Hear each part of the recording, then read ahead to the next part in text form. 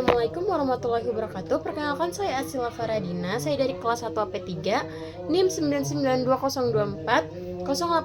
Hari ini saya akan menjelaskan tentang pendekatan substansi agama yang ada 3. Pertama, kajian Al-Quran dan sejarah Islam. Kajian ini melibatkan berbagai aspek yang saling terkait. Ada beberapa poin penting dari kajian tersebut. Pertama, ulumul Quran.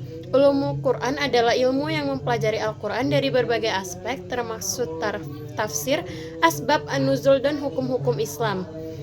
Mulai dari masa Nabi Muhammad SAW, di mana beliau menafsirkan ayat-ayat langsung kepada para sahabat. Pada masa khalifah, perkembangan ulumul Quran semakin pesat dengan pengumpulan dan penulisan mushaf serta pengembangan kaidah nahwu dan harokat.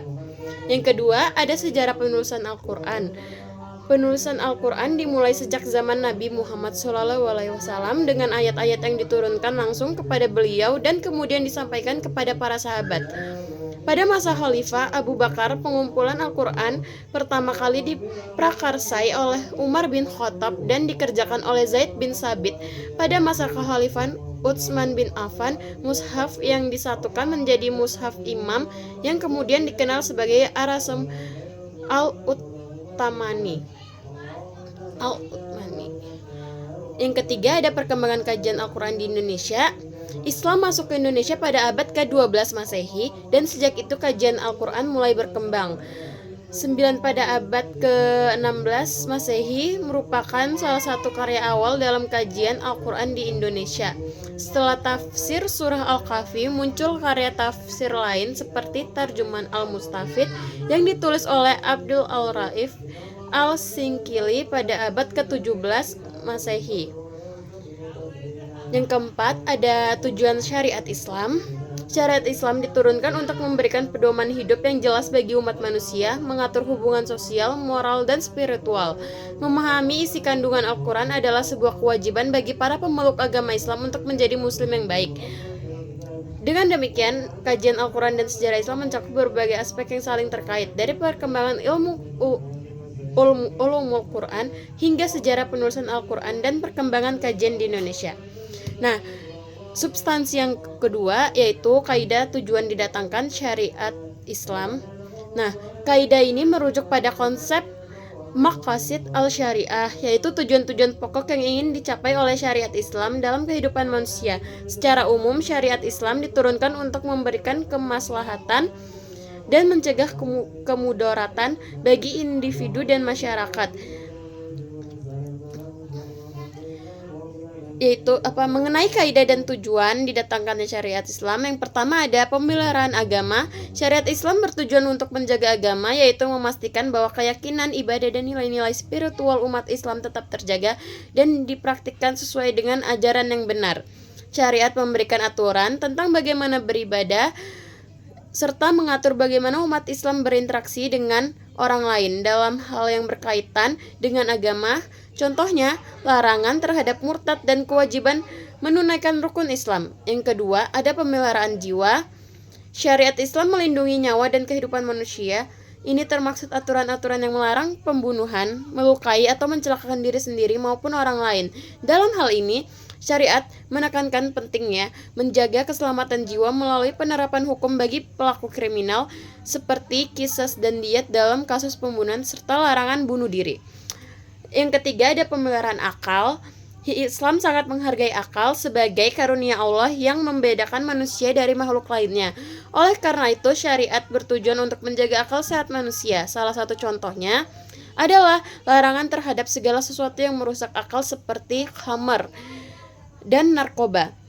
Selain itu, Islam juga mendorong pendidikan dan pengembangan akal melalui pencarian ilmu.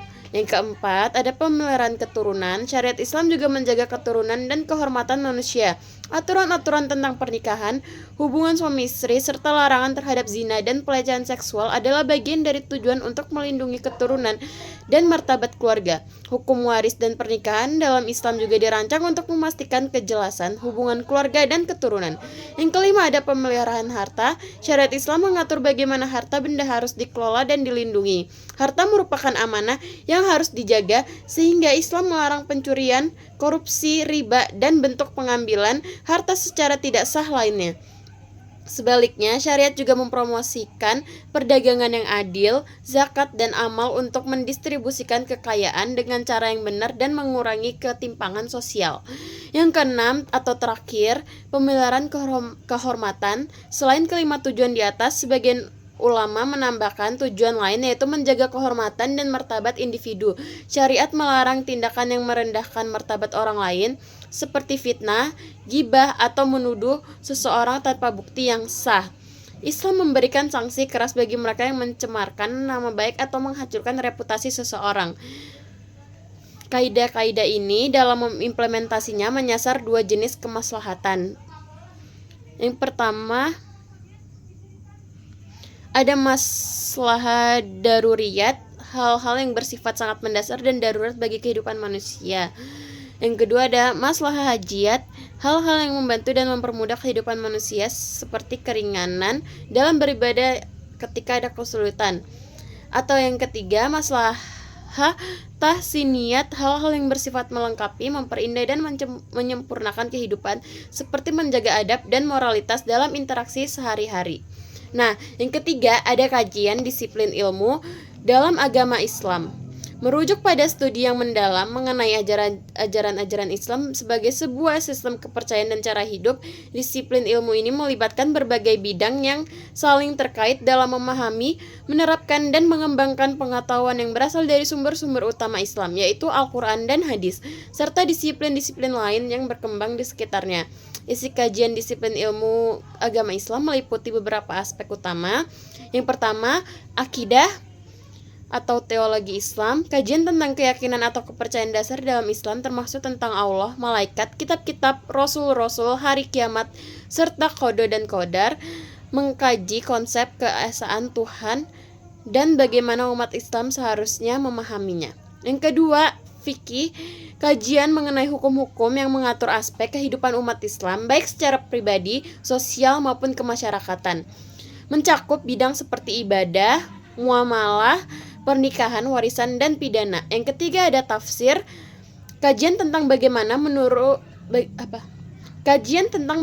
memahami dan menafsirkan ayat-ayat Al-Quran, mempelajari metode penafsiran dan konteks sejarah turunnya ayat serta penerapan pesan-pesan Al-Quran dalam kehidupan sehari-hari. Yang keempat ada hadis, kajian tentang perkataan, perbuatan, dan persetujuan Nabi Muhammad SAW sebagai pedoman dan menjalankan ajaran Islam, mempelajari otentisitas hadis, kategori hadis, serta penggunaannya dalam fikih dan akidah. Yang kelima ada tasawuf, kajian tentang aspek spiritual dan batin dalam Islam yang berfokus pada penyucian jiwa dan pendekatan diri kepada Allah melalui ibadah, zikir, dan pengendalian hawa nafsu, mempelajari konsep-konsep seperti zuhud, sabar, ikhlas, dan mahabbah. Yang keenam ada sejarah dan peradaban Islam, kajian mengenai sejarah kehidupan Nabi Muhammad SAW dan perkembangan Islam setelahnya, mencakup studi tentang khalifah, peradaban Islam, perkembangan ilmu, pengetahuan dalam dunia Islam, dan kontribusi Islam terhadap peradaban dunia.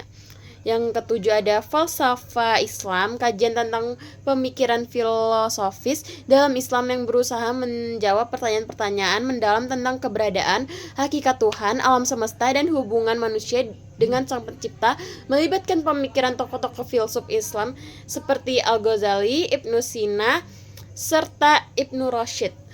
Yang terakhir atau kedelapan adalah ilmu kalam, kajian tentang pembahasan rasional dalam mempertahankan akidah Islam terhadap tantangan filsafat dan pemikiran dari luar, serta debat antara aliran Mu'tazilah, Asy'ariyah, dan Maturidiyah.